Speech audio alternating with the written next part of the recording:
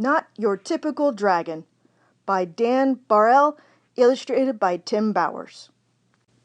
Crispin Blaze was born into a proud family of fire-breathing dragons. "Every blaze breathes fire," explained his father. "I breathe fire. Your mother breathes fire. Tomorrow, when you turn 7, you'll breathe fire too."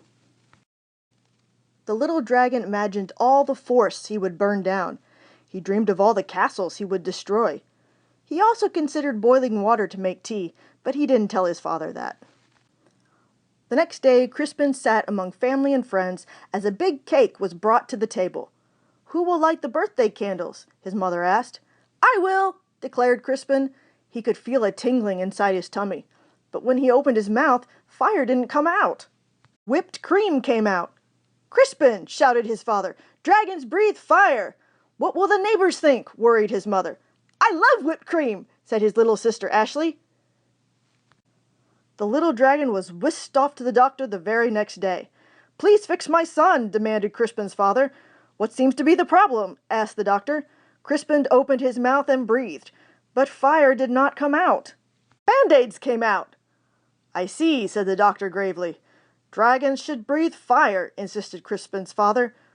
"We were low on Band-Aids," mumbled the nurse. The doctor sent Crispin home with medicine. He swallowed 2 teaspoons before going to school. "It will help you become a real dragon," said his father with a wink. After school, Crispin joined his first fire-breathing practice. One by one, little dragons aimed their fiery breath at stacks of logs until they burst into flames. Crispin stepped up confidently. He could feel the medicine bubbling in his belly. But when he opened his mouth, fire didn't come out. Marshmallows came out. "Dragons breathe fire!" yelled the coach. "Isn't that right, class?" The other dragons didn't answer. They were too busy looking for pointy sticks for marshmallow roasting. "I guess I'm not a real dragon," Crispin thought. He worried that his family would be disappointed, so he ran away from home. The world can be a scary place for a little dragon who can't breathe fire. Crispin found a dark cave. "I'll be a fireless dragon all by myself. I won't bother anyone, and no one will bother me." An hour later, he had a visitor. "I am Sir George," squeaked a tiny, shiny knight. Show yourself, dragon." Crispin shuffled out of the cave. The thin, shiny knight held up his thin, shiny sword. "Do your worst, dragon!" Crispin opened his mouth, but fire didn't come out.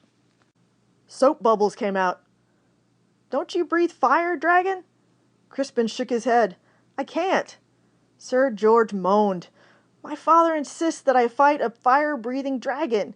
It even says here in my book that your typical dragon breathes fire." "I'm not your typical dragon," Crispin explained. Sir George sighed. "I can't go home." "Me neither," Crispin nodded. But then he had an idea. "Maybe your book can tell us what to do." "Of course!" Sir George searched through the pages. "It says it's probably just your diet." Sir George fed Crispin spicy curry, scorching chili, and blistering salsa. Crispin opened his mouth, but fire didn't come out. Red party streamers came out. "At least they're the right color," said Sir George kindly. Sir George searched through the book again. "Aha! It says it's probably your attitude." Sir George showed Crispin how to look mean and angry enough to breathe fire. Crispin opened his mouth, but fire didn't come out. Soft, cuddly teddy bears came out. Said Sir George. "We may have taken a step backward." "It's no use," Crispin sighed. "I'm just not your typical dragon." But Sir George was not ready to give up. "Ah! The book says you're too stressed." Sir George made Crispin close his eyes while he described a quiet, relaxing day at the ocean. "Do you feel calm? Now, imagine 100 shiny knights attacking you." Crispin opened his mouth, but fire didn't come out. Beach balls came out. Well, that's just plain weird. Secretly, Sir George was glad that Crispin couldn't breathe fire. He liked the little dragon and didn't want to fight him. Crispin liked the shiny knight too, but he missed his parents. "Sir George, it's getting dark. I want to go home." The shiny knight patted him on the back. "Don't worry, little dragon. I will take you." Crispin's parents were relieved when he arrived home safely. Sir George was about to say goodbye when they heard a shout. "There you are, boy! Why on earth are you playing with a fire-breathing dragon?" "He's my friend, father," whispered Sir George, "and besides, he doesn't breathe fire." "A dragon that doesn't breathe fire? That's the silliest thing I've ever heard!" The shiny man laughed. Crispin's father stormed out of the house. "My son is not silly. He may not breathe fire, but I certainly do." Crispin's father let out a powerful spray of flames. "Do your worst, dragon!" declared the shiny knight. But then the flames scorched the lawn. "That's enough, honey," said Crispin's mother. "The flames singed the fence." "You've made your point, dear. Now stop showing off," she scolded. Then the flames ignited the roof. Crispin's father panicked. "I can't stop breathing fire." "You'll burn our house down," cried his mother. "You'll burn the whole neighborhood." Dragons came running from all directions. They knew how to start fires, but no one knew how to stop them. Crispin suddenly felt a tingling in his tummy. He felt a bubbling in his belly. He opened his mouth, but fire didn't come out. A gush of water came out. Crispin aimed the water at his father's flames. He saved his home, and he even saved the shiny man, who wasn't looking so shiny anymore. "Hooray for Crispin!" everyone shouted. On Crispin's next birthday, there was a big party. Family and friends came from all over the land. Sir George and his family came too.